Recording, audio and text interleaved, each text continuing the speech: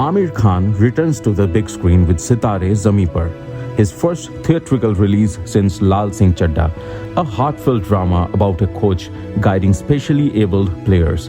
This film premieres June 20th with no OTT deal, reinforcing Aamir Khan's belief that I am a cinema guy and trust in the theater experience. Join now as he sits down with Indus Age's Star Talk. Tells a story of people who face different challenges. What Mhm. inspired you to make this film, and what message do you want to convey to the audience? Well, when this material came up before me, I found it really touched my heart. It made me laugh. It's a very funny script, and so I really enjoyed the script, and I also felt that it's saying something really really important, and quite naturally I felt that it's a film that's going 10 steps ahead of Tare Zameen Par. Tare Zameen Par was about learning disabilities in children. This is about neurodivergence and people with intellectual disabilities. So I immediately, I mean, I just loved the script and I just loved it. So I was like, I have to do this film. And that's it. Yeah. The film is described as a humorous take on a serious theme. hmm How did you strike a balance between comedy and the underlying profound message to ensure that both entertainment and the impact remains? Yes, well, actually, this is the kind of genre of film that, like Raju Hirani makes. His films are usually dramas, but the vehicle he chooses is humor to tell the story. And I think that that's also a good way to really tackle important topics, in our society. Humor is something that we all get attracted to. Humor is something that makes us understand things in a way that, is very um, simple. In a simple way, you understand things with humor. So I think that, in fact, if you remember, even Dangal, we were saying something very important in Dangal, but the vehicle was humor. If you remember the entire voiceover of Omkar, my nephew in the film, he's the person who's the narrator of the film, and he's a humorous guy. So he keeps, saying things which are really funny. So I think that I really love this genre of movie making where you have. I love humor. I love comedy personally myself. And when we come across a script which is saying something so important and it's using humor to tell you that, it's a very wonderful combination. Yeah. What was your biggest learning experience working with the cast of specially abled actors? The biggest learning for me was they have no ego. They have absolutely no ego. And when they come on set, usually in our films, there's so many creative people working together. And quite naturally, there are differences, and sometimes ego clashes come in the way, and all these kind of things happen on film sets sometimes, and it's very natural. However, in this film, none of that happened. And I was discussing with Prasanna when we finished the shooting of the film, and I said, have you noticed that none of us have lost our cool on set? None of us have had any major differences creatively. I mean, differences of creativity that are normal, but you sometimes people lose their cool, which is not so nice. And I said the reason that's happened is because of these 10 people. Because when they come on set, they come with such a positive energy. They come with so much happiness, and they are so happy to be there. They're really team players. They're excited, and when they're around, it affects your energy, and it affects the way you are. So I think that's the biggest thing I've learned from them is they are so positive. They have so much love in their heart. They're so non-judgmental, uh, so inclusive. you know. Did you train them or they just came raw So as an actor? out of the 10, one of them has acted in a film before. So one of the characters we have, his name is the actor's name is Gopi. He's from Kerala. So his mother tongue is Malayalam. He does not speak Hindi, by the way. So that's another challenge, which I'll come to slightly later. But so the other nine of them are acting for the first time. They're not actors, but they are people with neurodivergence, and we they went through a normal casting process, Mm. and then we had rehearsals and workshops for them and for me as well, and for all of us. I mean, I do that for all my films, so nothing unusual. And then we started shooting, and we on set, and we were shooting, and I have to say that in my experience, there was absolutely no difference for me. Uh, I've worked, I don't know, 35 years now. So in all, I've done about 45, 50 films. I don't know how many. So there was absolutely no difference that there were neurodivergent actors I was working with. A lot of people ask me if, did it take time? Did you have to wait? And not at all. They were absolutely on the ball. They had rehearsed. They knew their lines. And like all of us, we may take a retake or two here and there. So there was no. You can imagine how difficult it must have been for Gopi, because he doesn't speak Hindi. Now, even for a neurotypical person, like for example, if I was to do a film in another language, it would be very difficult for me. I don't know the language.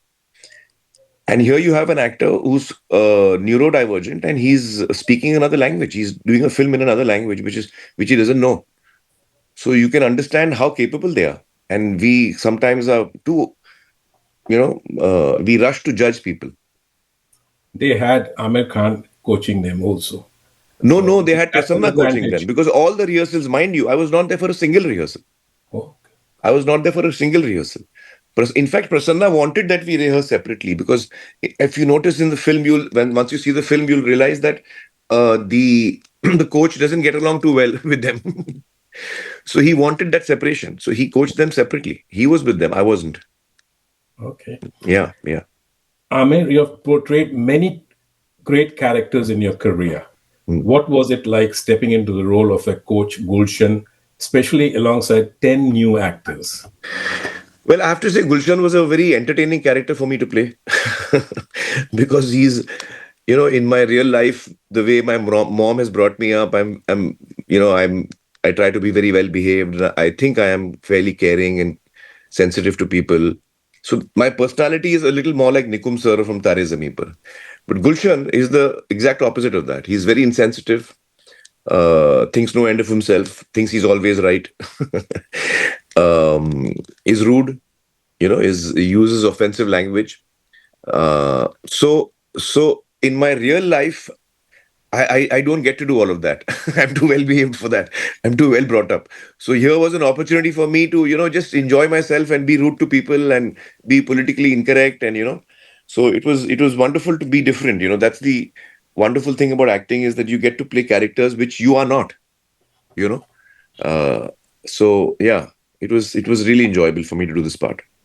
Because looking at the characters you have done, look at the Ghazni. I keep watching that movie.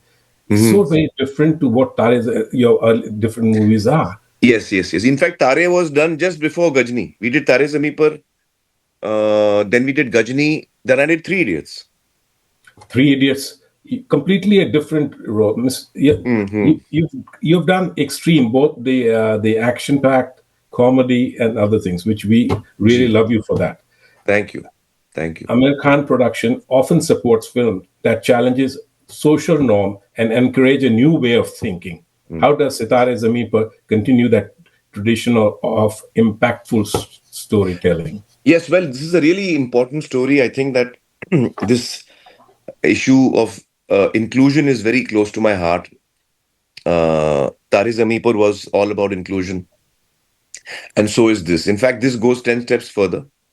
Um, and in Tare Zameen Par, which was a very emotional film, which makes you cry, the teacher was helping the student, and this time around, it is the students who are helping the coach.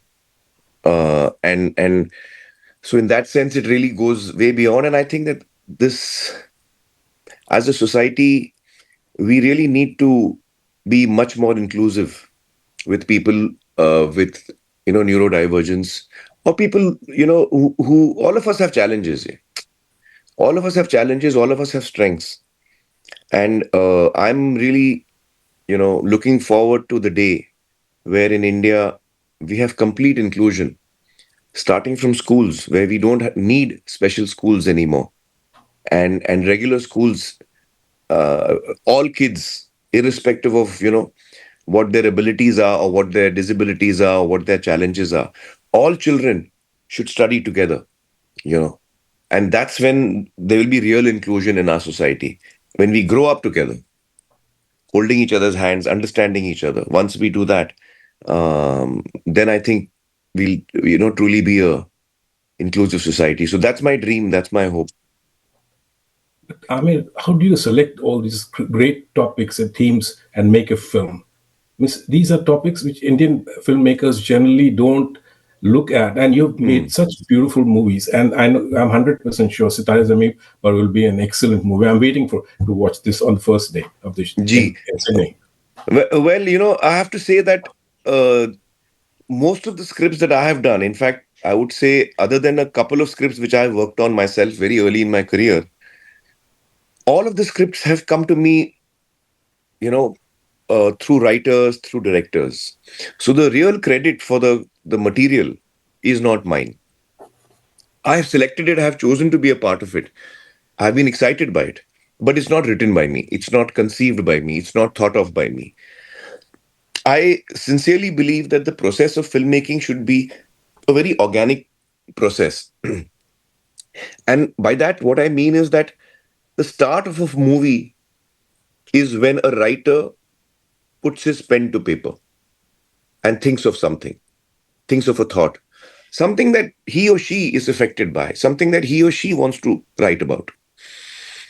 Uh, and that is the organic way that the birth of a film happens through the mind of one person who decides to, who thinks of the story.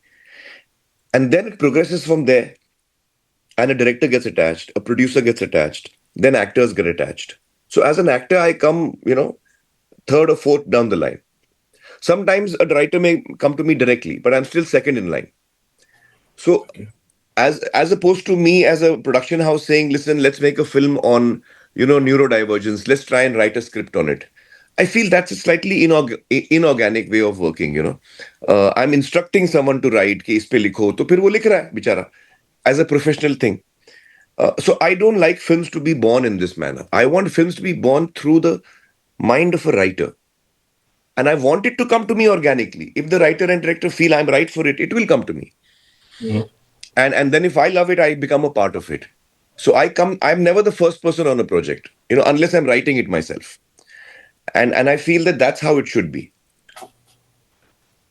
Given the current So market the real trends, credit for all these stories really goes to the writers and directors of these films.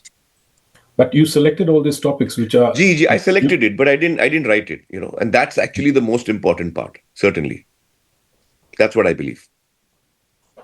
given the current market trend favoring action-packed films, do Hmm. you have any apprehension about how socially driven narrative like Sitare Zameen will be received? Yes, I do worry. I do worry. To be to I be don't. I very don't. to be very I don't. honest, because I find that for the last so many months, maybe a year, or two, maybe since COVID, uh, primarily action films have been doing well. The other ones, which are the big blockbusters, and it worries me. And I think that maybe audiences don't want to see anything other than action today. So that concern definitely is there. But along with that, I do also have a belief in my audience. I think that um, I don't think audiences will want to watch the same genre again and again. You know, and it will be a sad thing because I think the theatrical business really should have all kinds of films. As an audience, I don't want to watch only action films. As an audience, I want to watch comedy. I want to watch drama. I want to watch suspense, etc. So I hope that people really connect with the film, and that will also indicate to filmmakers. See, this is a very important thing. When a certain film does well, then that sends a very strong signal to filmmakers, directors, writers, actors, producers, that the audience would like to see something like this. So I'm hoping that'll happen. Fingers crossed. But All I the have best. noticed that every time my film comes, Rajesh, what happens is my film comes once in 3 years. So I'm never able to to be in sync with what the current success is all about. For example, when now Sitare is coming out and people are just watching action. However, when I did my action film Gajani, which was in I think 2008 or something, by the time my film released, action was out, and everyone told me, "Listen, action films haven't worked for the last 4 5 years. People are rejecting action, and now you're coming with an action film." So my timing is always off. I'm afraid. Now, but your content is always far superior than majority of the filmmakers, because I've been watching all your movies, so I know exactly, and we look forward to this movie. Actually, I'm looking forward to this. Thank you, Rajesh. Thank you. Reflecting on your journey with this film, how has it contributed to your personal and professional growth? And are there any lessons or experience that has left lasting impact on you? As I said earlier, the experience of working with these 10 actors really did teach me a lot. Their positivity, their uh, empathy, the love they have in their heart, their non-judgmental uh, approach to life, and they're happy. We get so unhappy about things. We complain in life about so many things, and they are very accepting, of how life is going with them, and that's a remarkable quality. You've stopped doing Satme Jayate and all that good serials or the things you used to do. Why you've stopped doing on television? Well, after 3 seasons of Satyame Vijayate, Satya is a director of Satyame Vijayate. He and I are close friends, and we were speaking about the fourth season. And then during our discussions, what came out is that we felt that while there was a huge impact that every topic did on ground, and a lot of things changed as a result of these shows, still we were not happy about one thing, and that is that after a show comes out, then the next Sunday another show comes out. And then the third Sunday, another show comes out, and then another show on the fourth Sunday. So we realized our desire was to stick with one topic. Remain communicators. We are communicators. We are not activists. We are not experts in the field, but we are communicators. We understand communication. So we wanted to remain communicators, but work on one issue until we can make a significant difference in that field or issue. And which is why we chose water, and we chose Maharashtra, which is both Satya and I are Maharashtrians. Um, so we chose water and Maharashtra, and the entire team of Satyame Vijayate shifted to Pani Foundation. We started a non-profit company called Pani Foundation, which works in rural Maharashtra, and we've been doing that for now 9 years. Yeah. 55 billion liters of water you have saved.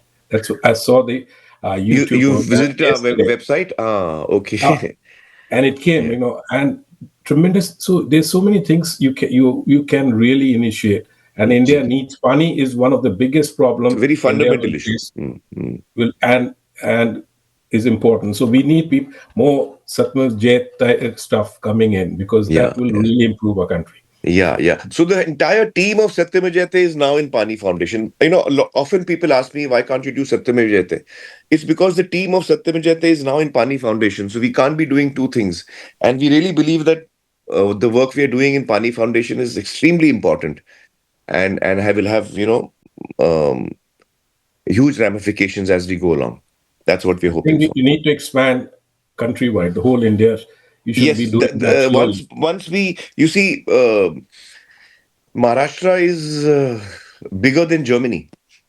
Yes, So when we are working in Maharashtra, often we forget that actually we are working in a geographical area, which is the size bigger than a country in Europe.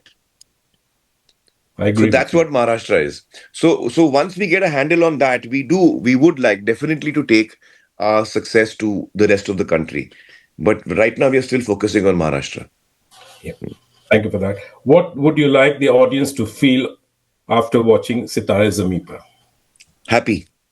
I want them to feel happy. And I want them to feel that the next time they meet a neurodivergent person or a person whose abilities are different, their whole point of view, the way they look at that person, there should be a major shift in that. That's what I'm hoping. I want people to be happy and I want people to be sensitized. Any message to the audience in Australia? Well, my films have always really connected very strongly with an audience in Australia, and I really value that relationship. And so I'm really looking forward to the response of Australians to this film. I remember once, I met some of these cricketers, Australian cricketers. I think Alan Border was there. And there were some British cricketers who also, we were, I think, in Oberoi Hotel or something, and there was some cricket thing happening, and I bumped into them. And I remember Alan Border telling, I forget the British person's name, he was a very famous cricketer, I'm forgetting right now. And he said, have you seen Lagan? So the Australian, I think it was Alan Border, or was it... the captain of Australia at that time, Steve Waugh. I think it was Steve. I can't remember now. So it was one of them, and they were ribbing the British, 2-3 British cricketers and saying, "Have you all seen Lagan?" Yeah. Thank you very much, Aamir, for your time. Thank you, Rajesh.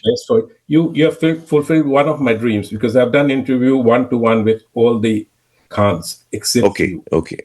And well, it was a pleasure, Rajesh. Real pleasure. So it was a pleasure talking to you, and wish you all the best for the movie. Thank you. Thanks, Bye. Aamir. Bye-bye.